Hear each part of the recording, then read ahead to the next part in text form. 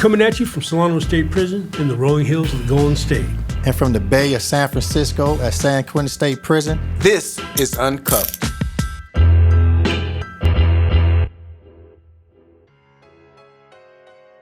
Like, these are like unique experiences that need to be told. These are stories that need to be told, and that's what we do with Uncuffed.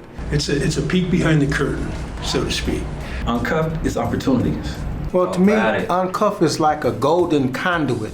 It allows us to release emotions that's been pent up for years, to understand and unwind. A program that has afforded incarcerated men the opportunity to tell their stories and the stories of other incarcerated men. And we came together to learn radio, produce radio. And the only model of a radio was Ear Hustle at the time in San Quentin. And they both programs were produced by KALW.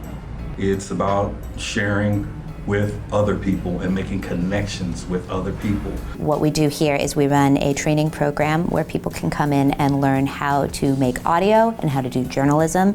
And then we work together to make stories about the people in here and the stories inside, and then we bring them out and we share them with the world. Uncuffed is moving towards the direction of promise, understanding that you don't have to be defined by the roles that you take on in life. We can be better. So it used to be that history was made by those who won wars or those who were in power and in charge and things like that, but now the common man gets to say something. I think that the goal, for me, it goes back to the connections.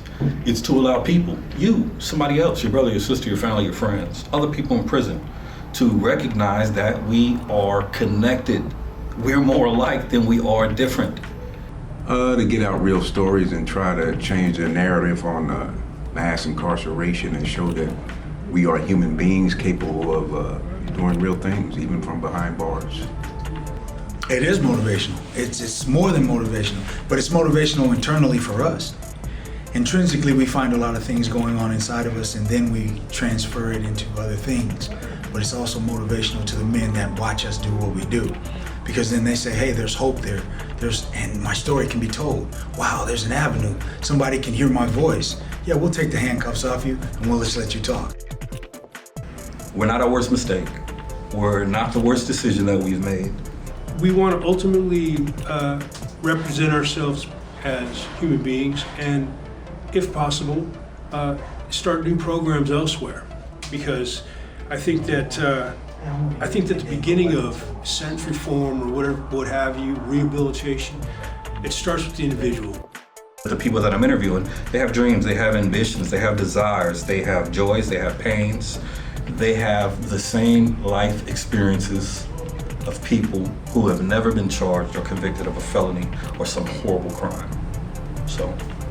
And the goal is to let people know that, and maybe we can start forgiving each other. Because sometimes it's hard to forgive ourselves. What I usually do is I go out to the yard and I find a subject that I want to talk about, or somebody I want to talk to. I get to talking to them and I really study the idea that we're going to talk about, and I investigate, and once I get the story, I'll write out a paragraph of the story on we have a pitch form. Once we have the pitch form written out, I take it, the KALW staff comes in and we read the pitch to them, and they either approve or disprove it. If they disprove, they might critique us a little bit and say, hey, maybe you could do this to make it a little better story. If they approve, then we get the person in for a 45-minute interview. I take that 45 minutes and I take the best parts out of it. We call that selects. Then I take the selects and I arrange those into a story with structure, like beginning, middle, end, reflection, idea. I try to get some visuals, because radio is a very visual process. When people listen to radio, they picture it in their head like when you read a book. The staff will come in from KALW, or some of the guys, the other producers around here, and we'll go through and do the edits. And once we come up with a product, and a good product, it gets bounced out, and we send it to the information officer up front, and she approves it or disapproves it or whatever. And then once it's approved, it goes on the radio, and then it gets later turned into podcast form. To do any job, you need to be a good communicator, you need to be a good listener. And so I think that I've seen that in every one of our participants, is that everyone's really growing and becoming better and better at any of those things. So this is also kind of helping me get out of my comfort zone and really socialize with these guys. Like, these guys really have helped me in that regard. So this program has been very beneficial to my social skills. The biggest benefit for me has been the ability to enhance my skills. It's given me self-worth. There's a lot of marketable skills I'm learning in prison. Better communication skills as far as sharing more of my talents. Men directly related to this program seem to be sharing and showing more of their emotions, the range of their emotions. For me personally, that's really important. And especially doing the podcast, I started hearing other people's stories, and I thought, man, like, I've never thought about what it's like to be somebody else. And when I made the amends and wrote these things down, I was thinking, like, wow, this is what I really did to people, and this is the harm that I caused, and it was horrible. And like, I don't want to be that person anymore, and I'm trying my best not to be that person anymore. The program itself will end up influencing other people to change. And if you can influence other people to change, maybe one or two, then three, and then whoever, if we can spread that product to each prison and have that ripple effect, you got to take advantage of trying to change the minds of not only the people that are behind bars, that they're worth something, or they're worth a second chance, or they're worth that first step in the right direction. We want to show the public, because there's a lot of people in prison in California. I want to show their mothers who are worried about them, that are in prison, hey, you know what? This kid's in Shakespeare. This kid's, he's playing good music, and he's doing good things inside here, because it reassures that family that their kid's on the right path. Once I experience these emotions, I allow them to wash over me.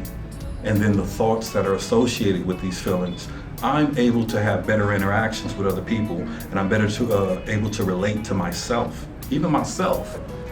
The work at San Quentin Prison started in 2012 as a volunteer program by KALW's producers working on an audio program called the San Quentin Radio. Funding was received from the California Arts Council through Arts and Corrections in 2017. Once funding was received, KALW looked to expand the program at other local institutions, which allowed the Uncuffed audio program to expand to California State Prison, Solano in 2018, with the first episode released October 21st, 2019. The feedback has been tremendous. Actually, we were nominated for a couple of awards. San Francisco Press Club, the Northern California Journalists Association is an award. They've nominated us for an award based on our program. I can't tell you the number of times I've walked from here back to my housing unit and had staff walk up to me and say, hey, we heard you on the radio. We really enjoyed that piece. We really like what you guys are doing. To call home and talk to my family and tell them, like, okay, listen to this story, it's about to air on this such and such day, right? And then to hear them say, like, we heard your voice, we so proud of you. That's always been like the greatest reward for me. For more information on this program, please see your correctional counselor. Thanks for watching.